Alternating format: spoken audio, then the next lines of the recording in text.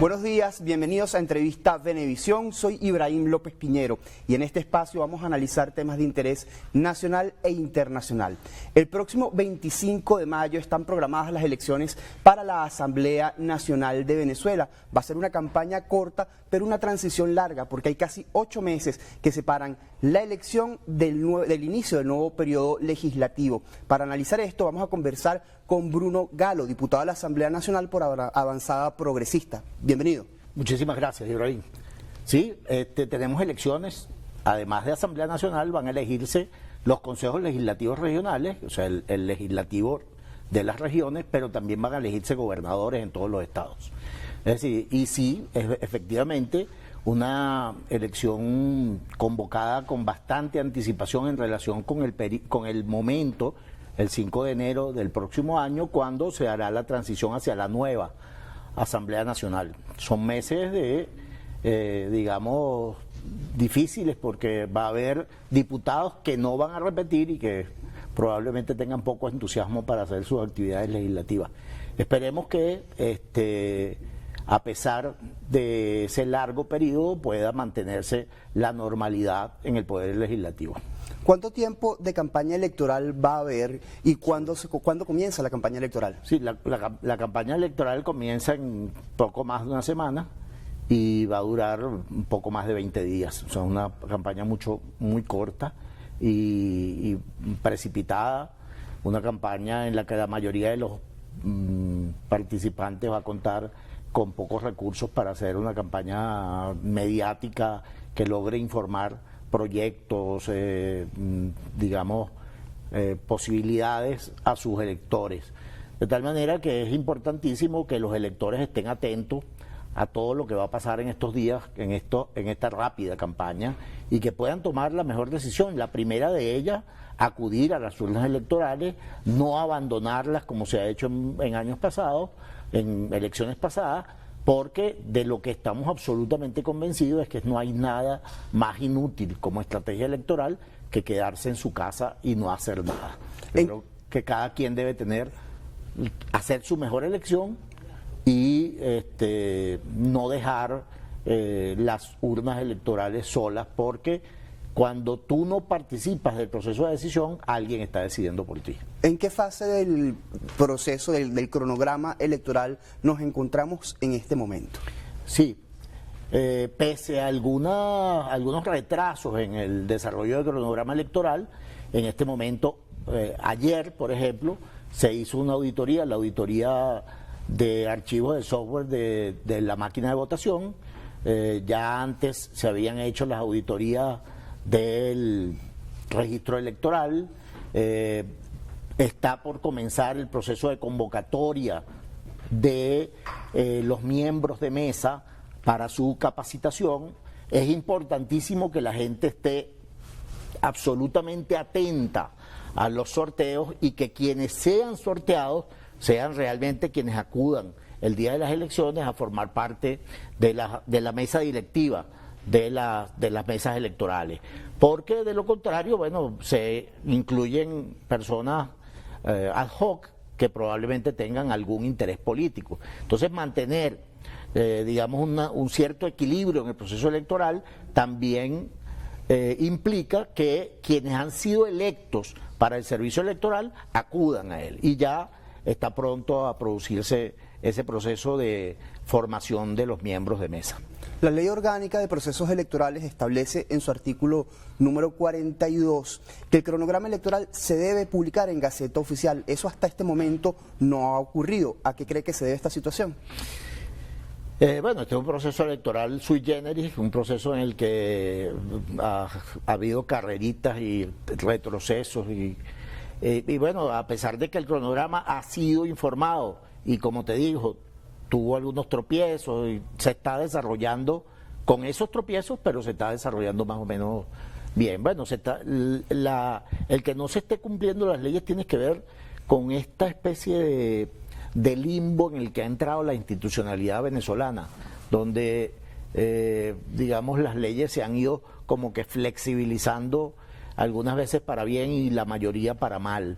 pero digamos que la aspiración sería que volvamos a una normalidad institucional donde todos los actores políticos sepamos exactamente a qué atenernos. Pero sí, efectivamente ha habido algunas cosas que debieron publicarse en Gaceta y no ha ocurrido. ¿Cuáles son los desafíos que se le presenta a la oposición venezolana en esta elección en particular? Bueno, yo creo que el desafío principal es vencer el desánimo. Para nadie es un secreto y sería tonto obviarlo, que el último proceso electoral dejó un sabor amargo en la boca de los electores, de tal manera que el gran desafío es vencer, con todo lo que eso implica, el desánimo. Ese es el primer desafío, vencer el desánimo. El segundo desafío es vencer las tendencias autoritarias que se han ido imponiendo desde distintos sectores de la política nacional, las tendencias autoritarias que han ido tomando el protagonismo de la política venezolana. Y cuando digo eso, no solo me refiero al gobierno, cuyos excesos son harto conocidos, sino que también me refiero a un sector de la oposición que ha cambiado el debate de ideas por una especie de lluvia de insultos contra todo aquel que piense diferente. La característica fundamental de la democracia es la posibilidad de expresar las diferencias con el gobierno, expresar las diferencias con la manera de actuar de las instituciones, pero también expresar las diferencias entre los sectores democráticos.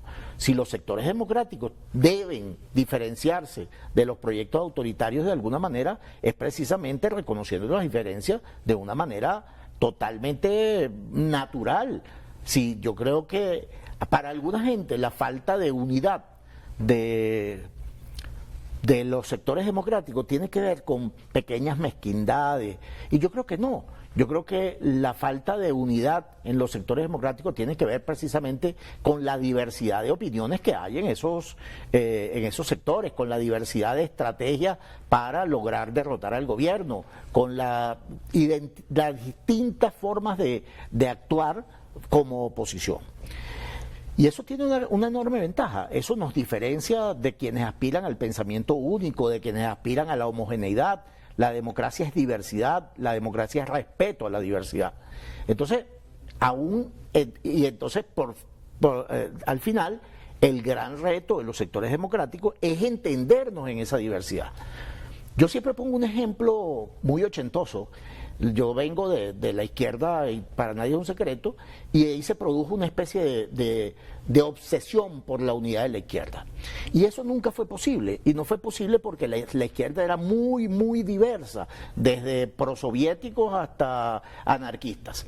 Entonces, algo como eso está pasando en la oposición venezolana.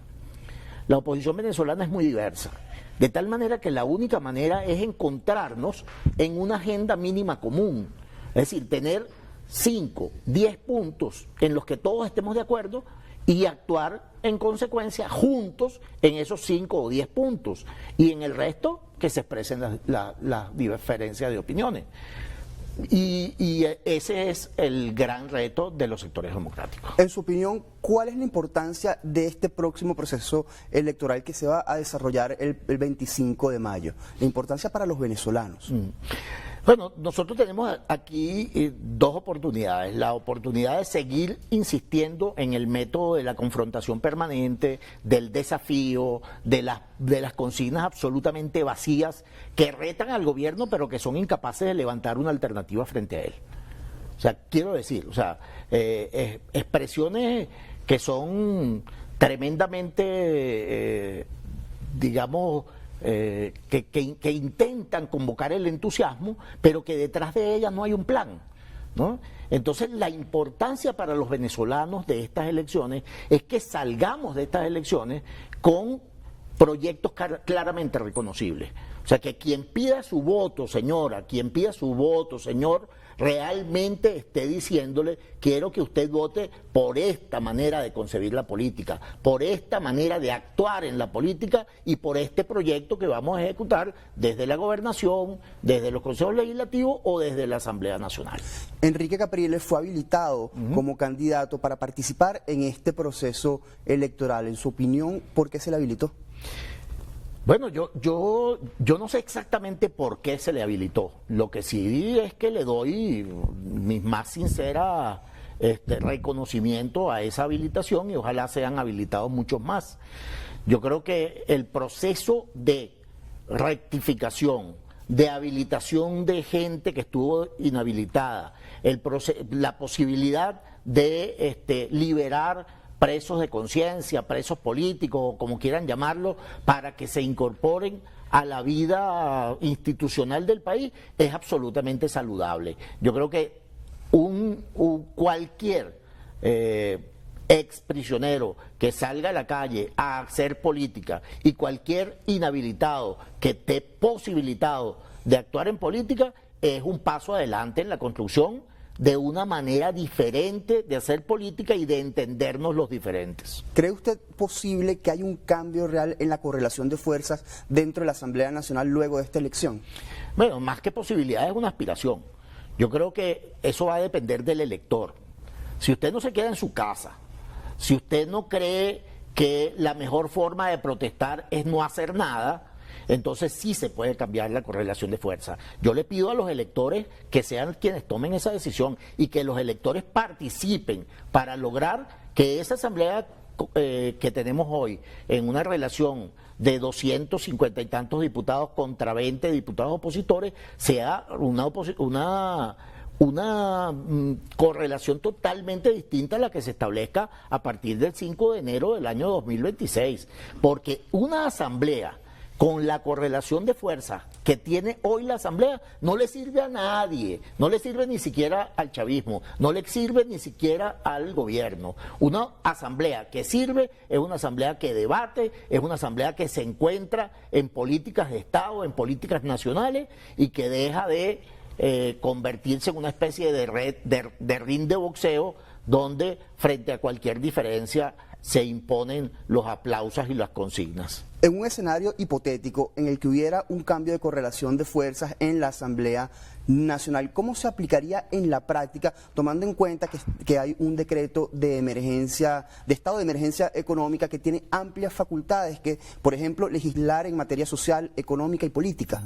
Bueno, yo lo primero que yo creo es que todos los venezolanos entendemos que la coyuntura que estamos viviendo a partir de esta especie de lo que se ha llamado una guerra comercial, que yo creo que más que guerra comercial es una especie de se desataron las fuerzas de ciertos radicalismos, pero efectivamente el efecto que sobre la economía venezolana tendrá esa guerra comercial puede ser devastador, de tal manera que a la Asamblea Nacional del 2026 le va a corresponder tener políticas de Estado, ponerse de acuerdo entre todos los actores que allí nos encontremos para generar una política que no sea la política del gobierno, que no sea necesario decretarla, sino que sea importante consensuarla.